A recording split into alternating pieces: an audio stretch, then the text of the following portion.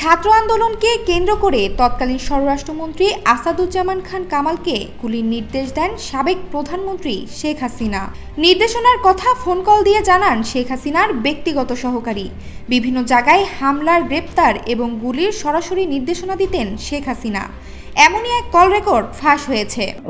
মাননীয় প্রধানমন্ত্রী এখন একটা বিষয় আপনাকে জানাইতে বলছেন স্যার, সেটা হলো স্যার ওই সালখায় যেসব বিএনপি জামাতের নেতা আছে এগুলোকে অ্যারেস্ট করে ফেলা, যেভাবেই হোক কিছু অ্যাকশন এখনই ওই ওদের বাড়ি আমি এখনই নিচ্ছি।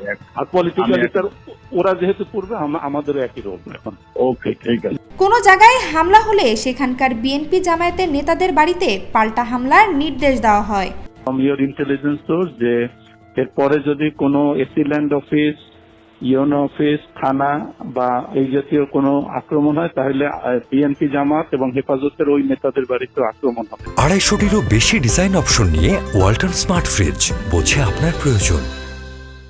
কোনো ভূমি অফিসে আগুন দিলে যেন সেখানকার হেফাজত ও বিএনপি জামায়াতের নেতাদের জমির রেকর্ড না দিয়ে সে জমি দখল করার নির্দেশও দেওয়া হয় স্বৈরাচারের স্বরাষ্ট্রমন্ত্রী কামালকে।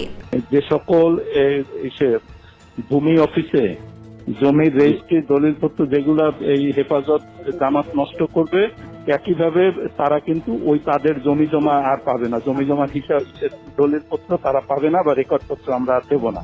পলিটিক্যালি লোকালি রিয়েক্ট করা, মানে আমাদের ভাঙলে তাদেরও ভাঙবে। ফরিদপুরের সাঁওতায় বিএনপি জামায়াতের সব নেতাকে যে কোনো মূল্যে গ্রেফতারের কড়া নির্দেশ দেওয়া হয় শেখ হাসিনার পক্ষ থেকে।